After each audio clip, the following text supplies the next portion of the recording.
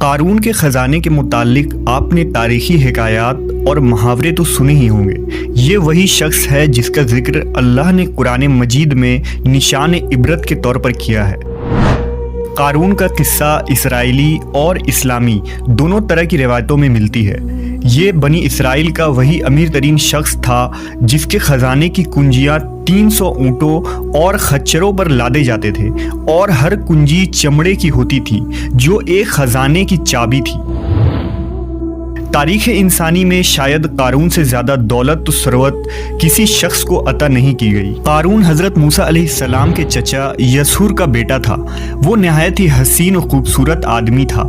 یہی وجہ تھی کہ بنی اسرائیل اور قبطی لوگ اسے منور کہا کرتے تھے۔ قارون جوانی میں اپنے قوم کا سب سے با اخلاق اور نیک افراد میں شمار کیا جاتا تھا۔ نیز توریت کا بہت بڑا عالم دین بھی تھا، کیونکہ اس کی پرورش موسیٰ علیہ السلام کے سایہ عاطفت میں ہوئی تھی، اس لیے وہ کتاب کا علم بھی رکھتا تھا اور اچھی آواز کا مالک تھا۔ وہ توریت خوبصورت انداز میں تلاوت کیا کرتا تھا۔ یہی وجہ تھی کہ لوگ اس کا بہت ہی ادب و احترام کیا کرتے تھے۔ قارون ابتدا میں حضرت موسیٰ علیہ السلام پر ایمان لے آیا، اور جب بنی اسرائیل کو قبطیوں کی غلامی سے نجات ملی تو وہ ان کے ساتھ مصر کو چھوڑ کر سرزمین موعود کی طرف ہجرت کر گیا۔ وہاں اس کے حالات ایک دم سے بدل گئے اور اس کے ہاتھ میں بے شمار دولت آئی۔ دیکھتے ہی دیکھتے وہ اپنی قوم کا امیر ترین شخص بن گیا، جس کا ذکر اللہ نے قرآن مجید میں کچھ یوں کیا ہے: بے شک قارون موسیٰ کی قوم سے تھا، پھر اس نے قوم پر زیادتی کی، اور ہم نے اس کو اتنے خزانے دیے جن کی کنجیاں اٹھانا ایک طاقتور جماعت پر بھاری تھی۔ ایک جگہ فرمایا، جب اس سے اس کی قوم نے کہا اتراؤ نہیں، بے شک اللہ اترانے والوں کو پسند نہیں کرتا، اور جو مال تجھے اللہ نے دیا ہے اس کے ذریعے آخرت کا گھر طلب کر، اور دنیا سے اپنا حصہ نہ بھول، اور احسان کر جیسا اللہ نے تجھ پر احسان کیا، اور زمین میں فساد نہ کر، بے شک اللہ فسادیوں کو پسند نہیں کرتا۔ جب زکوٰۃ کا حکم نازل ہوا اور حضرت موسیٰ علیہ السلام نے اس سے عہد لیا تو اس نے یہ وعدہ کیا تھا کہ اپنے مال کا 1000واں حصہ زکوٰۃ نکالے گا۔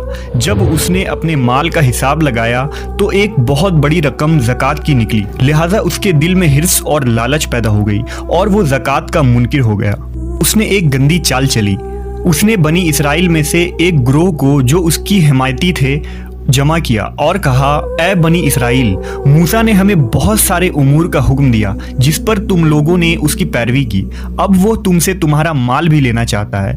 فلاں فاحشہ عورت کو لے کر آؤ تاکہ اسے کچھ پیسے دے کر موسیٰ کو بدکار ثابت کیا جا سکے۔ قارون نے اپنے قوم کے لوگوں کو جمع کیا اور حضرت موسیٰ علیہ السلام سے پوچھا کہ زنا کی کیا سزا ہے؟ حضرت موسیٰ علیہ السلام نے کہا، جو بھی زنا کرے حالانکہ اس کی بیوی بھی ہو تو اسے سنسار کیا جائے یہاں تک کہ وہ مر جائے۔ قارون نے حضرت موسیٰ سے کہا، حتیٰ کہ اگر یہ کام آپ نے ہی انجام دیا ہو تو بھی؟ موسیٰ علیہ السلام نے کہا، ہاں، حتیٰ کہ اگر اس کام کو میں بھی انجام دوں تو یہی حکم ہے۔ قارون نے کہا، بنی اسرائیل یہ گمان کرتے ہیں کہ آپ نے فلاں فاحشہ عورت سے زنا کیا ہے۔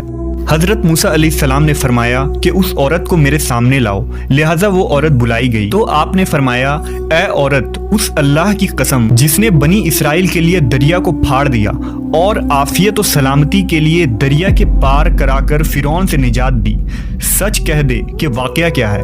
حضرت موسیٰ کے جلال سے عورت سہم کر کانپنے لگی اور اس نے مجمع عام میں صاف صاف کہہ دیا کہ اے اللہ کے نبی، مجھ کو قارون نے کثیر دولت دے کر آپ پر بہتان لگانے کے لیے آمادہ کیا ہے۔ اس وقت حضرت موسیٰ علیہ السلام آبدیدہ ہو کر سجدہ شکر میں گر پڑے اور بحالت سجدہ آپ نے یہ دعا مانگی کہ یا اللہ، قارون پر اپنا قہر و غضب نازل فرما دے۔ لہٰذا وہ تمام لوگ جو قارون کے ساتھ تھے وہ اس سے جدا ہو گئے۔